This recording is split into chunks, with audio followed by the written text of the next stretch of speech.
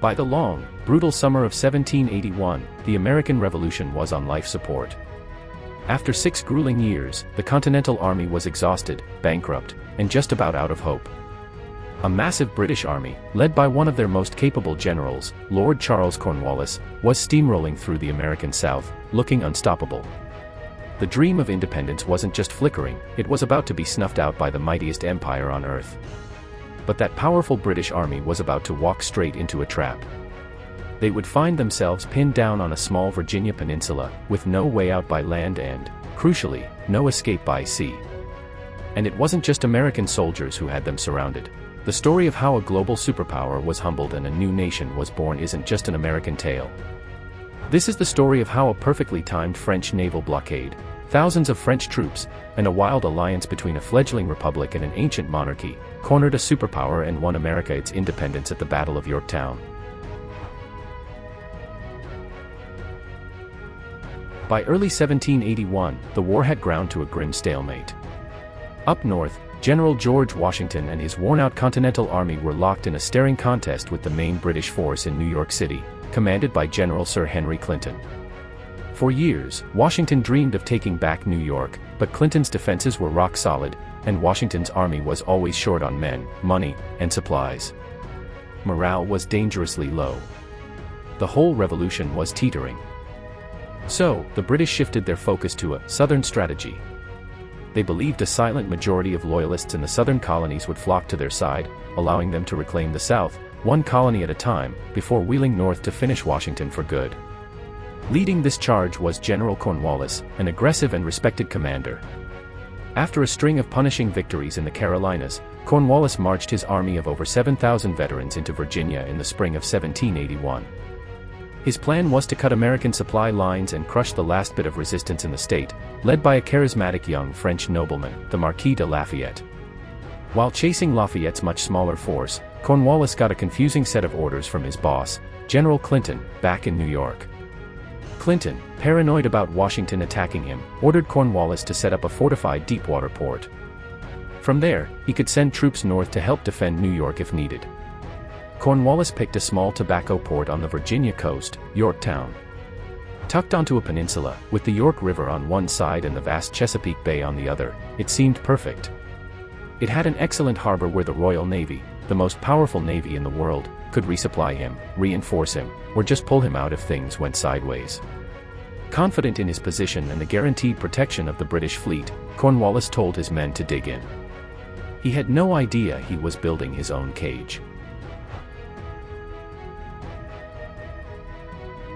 Meanwhile, France had been an American ally since 1778, funneling in crucial cash and supplies. In July of 1780, that support got very real. 5,500 elite French infantry troops arrived in Newport, Rhode Island, under the command of a seasoned and pragmatic general, the Comte de Rochambeau. For a year, the French and American armies camped near each other, trying to figure out a plan. Washington, obsessed with the symbolic prize of New York, desperately wanted to attack Clinton. Rochambeau, a veteran of European siege warfare, was not convinced. He saw New York as a fortress that would be too costly to assault. He pushed for a bolder idea, a joint operation to trap Cornwallis down south. But they were at a deadlock. That deadlock was broken by a single, game-changing piece of news. A message arrived from the French Admiral, François-Joseph Paul, the Comte de Grasse. De Grasse had been fighting the British in the West Indies, and he was now sailing his entire fleet, 29 warships and over 3,000 soldiers, north to help out. But there was a catch: he could only stay on the North American coast until mid-October. After that, he had to be back in the Caribbean. The clock was officially ticking. Rochambeau and Washington had a window, and they had to make a choice. De Grasse asked the two generals where they needed him most. Washington still pushed for New York. But Rochambeau, in his own message to de Grasse, shrewdly laid out his preference for a campaign in the Chesapeake. When de Grasse's reply came, it was decisive. He was sailing for the Chesapeake Bay. The gamble was on. Washington finally let go of his dream to liberate New York and embraced the audacious Southern plan. The new target, Yorktown. They would try to march the combined Franco-American army over 400 miles south to Virginia, link up with Lafayette, and, with the help of de Grasse's fleet, trap Cornwallis's entire army. It was an operation of staggering complexity that would require perfect coordination, total secrecy, and a huge dose of luck. So, how do you march two entire armies south without the enemy commander in New York noticing? If Clinton figured out what was happening, he could either attack their vulnerable columns on the march or send the Royal Navy down to rescue Cornwallis. To stop that, Washington, a master of spycraft, cooked up a brilliant deception campaign. He ordered the construction of huge fake army camps in New Jersey, right across from British-held Staten Island. To sell the lie that they were preparing for a long siege of New York, his men built massive brick bread ovens and gathered vast stockpiles of supplies. Washington even drafted fake battle plans for an attack on New York and made sure they accidentally fell into British hands. He even had a known British agent brought in for questioning, where he was pointedly asked about landing sites on Staten Island, knowing every word would go straight back to Clinton. On August 19, the celebrated march began. Thousands of French and American soldiers started pulling out of their camps and heading south. To keep the secret, most of their own officers weren't even told their real destination. The first few days of the march were designed to look like they were just repositioning for an attack on New York. But then, the columns turned decisively south. Clinton's spies saw the movement, but they saw what Washington wanted them to see. The British commander was so sure that New York was the real target that he believed this whole southern march was just a feint to draw his attention. He was convinced he'd outsmarted his opponent, so he stayed put. The march south was a massive undertaking. The combined force of around 8,000 men covered nearly 450 miles on dusty, rutted roads in the late summer heat. The French, with their long supply train and immaculate white uniforms, were a sight to see. Rochambeau even opened his war chest to pay his troops in hard currency, gold and silver coins, a spectacle that did wonders for American morale. On September 5, Washington got the news he was desperately waiting for. Admiral de Grasse and his fleet had arrived in the Chesapeake Bay. The first part of the trap was set. While Washington's army was marching, the real action was happening at sea. On August 30th, Admiral de Grasse's fleet of 29 ships sailed into the mouth of the Chesapeake Bay, instantly blockading Yorktown. Cornwallis's escape route to the sea was suddenly in serious doubt. The British in New York scrambled. Admiral Sir Thomas Graves assembled a fleet of 19 ships and sailed south, expecting to smash the French and relieve Cornwallis. On the morning of September 5, lookouts on the massive French flagship, the Ville de Paris, spotted the British fleet on the horizon. What happened next was the Battle of the Chesapeake, arguably the single most important battle of the entire American Revolution. De Grasse ordered his ships to sail out and meet the British. For hours, the two massive lines of warships maneuvered for position before finally opening fire. The fighting was ferocious. While British doctrine focused on firing into enemy hulls to sink ships, the French aimed for the masts and rigging to disable them. For hours, the cannons roared. Tactically, the battle was a draw. No ships were sunk, though the British ships took more damage and suffered more casualties. But strategically, it was an overwhelming French victory. After several days of staring each other down, the battered British fleet under Admiral Graves made a fateful decision. Deciding his ships were too beaten up to take on a superior French force, he turned his fleet around and sailed back to New York for repairs. And with that, the trap was sprung. Cornwallis was now completely, utterly alone. The French Navy owned the sea. There would be no reinforcements, no supplies, and no evacuation. As George Washington himself later wrote to de Grasse, "You will have observed that, whatever efforts are made by the land armies, the Navy must have the casting vote in the present contest." That vote had just been cast, and it was in favor of the Allies. By September 28, Washington's and Rochambeau's armies had arrived, linking up with Lafayette's men and the French troops from de Grasse's fleet. Cornwallis now looked out from his defenses to see himself surrounded by a combined Franco-American army of around 17,000 men, more than double his own force of roughly 8,000. The American wing, numbering about 9,000 men including militia, took the position of honor on the right. The 7,800 French regulars, impressive in their clean white uniforms, formed the left. But the Allied force wasn't just bigger, it was better equipped for the job. Rochambeau's army brought a corps of expert military engineers and a massive train of heavy siege artillery, far superior to anything the Americans had. This wasn't going to be a battle of infantry charges, it was going to be a methodical, scientific deconstruction. With the French engineers leading the way, the Allies began to dig. On the night of October 6, under the cover of darkness, thousands of soldiers started digging the first parallel trench, a massive ditch over a mile long, just 800 yards from the British lines. By October 9, the work was done, and the heavy cannons were in position. At 3 p.m., General Washington himself was given the honor of firing the first shot. The cannonball reportedly smashed into a dinner table surrounded by British officers. The bombardment had begun. For days, a relentless, round-the-clock barrage from over 100 Allied cannons pounded the British positions. The earth shook. The sky filled with smoke and fire. Inside Yorktown, the British defenses started to crumble. The constant Allied bombardment was absolutely devastating. British ships in the harbor were set on fire by red-hot shot and sunk. Earthen walls collapsed, wooden fortifications splintered, and the town of Yorktown itself was being systematically leveled. For the British soldiers huddled behind their disintegrating defenses, there was simply nowhere to hide. But to win, the Allies had to get their artillery even closer.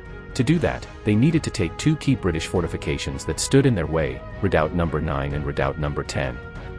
These were small, star-shaped earthen forts, defended by infantry and cannons. The attack was set for the night of October 14.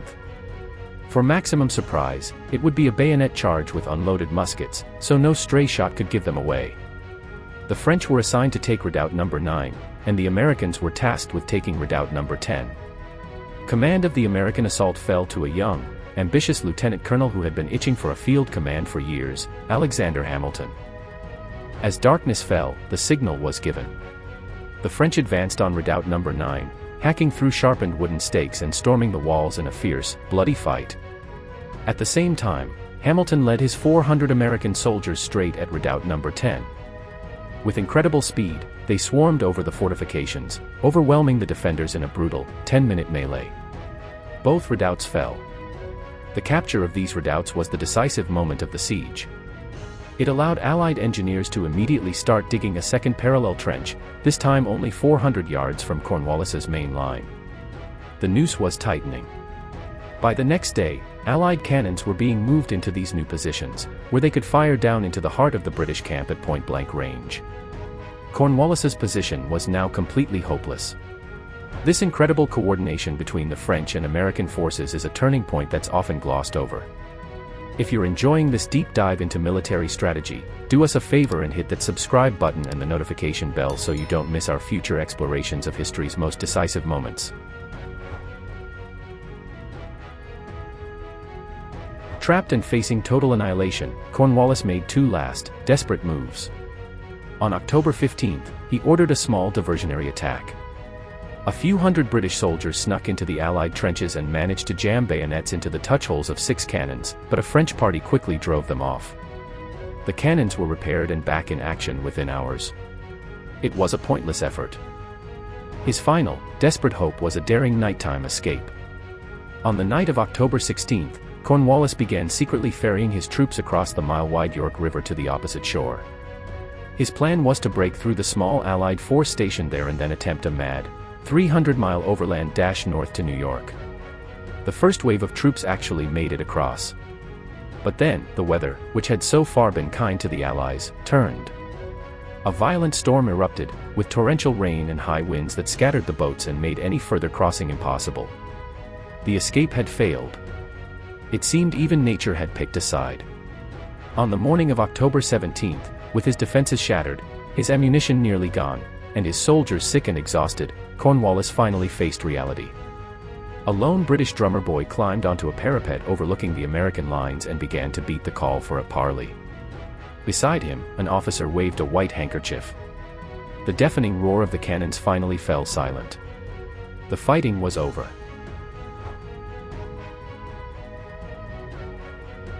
Negotiations took place over the next 2 days. Then, on the afternoon of October 19, 1781, the formal surrender ceremony began.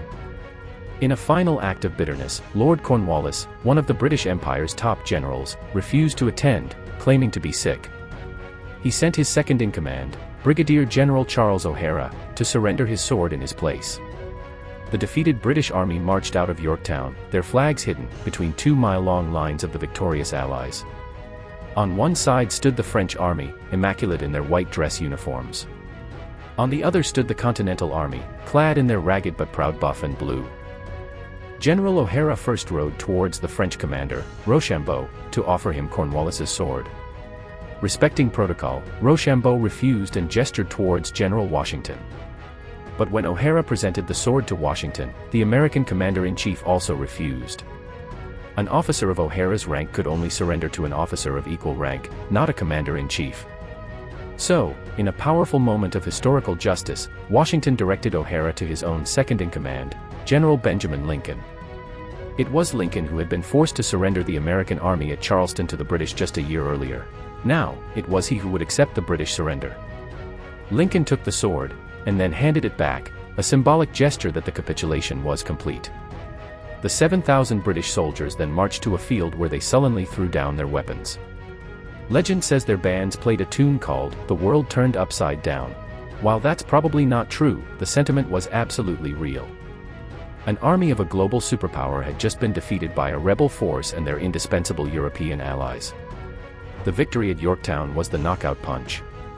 While the war would technically drag on for another 2 years, the surrender of an entire British army shattered the political will in London to keep fighting. When the news reached British Prime Minister Lord North, he reportedly cried out, "Oh God! It is all over." He was right. Parliament voted to end offensive operations in America, Lord North's government collapsed, and peace negotiations began. In 1783, the Treaty of Paris was signed, formally recognizing the independence of the United States. Yorktown wasn't simply an American victory, it was a masterpiece of coalition warfare. The American soldiers fought with incredible courage. Washington's leadership and his bold deception were brilliant. But the outcome was absolutely secured by France. Without the French money that paid for the campaign, without Rochambeau's professional soldiers and engineers, and most critically, without Admiral de Grasse's fleet sealing off the Chesapeake, there would have been no trap. Cornwallis would have been rescued, and the war would have dragged on, with a very different, and very uncertain, outcome. The unlikely alliance of a new republic, fighting for the radical idea of liberty, and an old monarchy, driven by strategic rivalry, came together at the perfect moment to corner a superpower and, against all odds, turn the world upside down. What do you think is the most overlooked part of the Yorktown victory? Was it the deception, the naval battle, or something else entirely? Let us know in the comments below. And for more videos that uncover the hidden stories behind major historical events, don't forget to like and subscribe. Thanks for watching.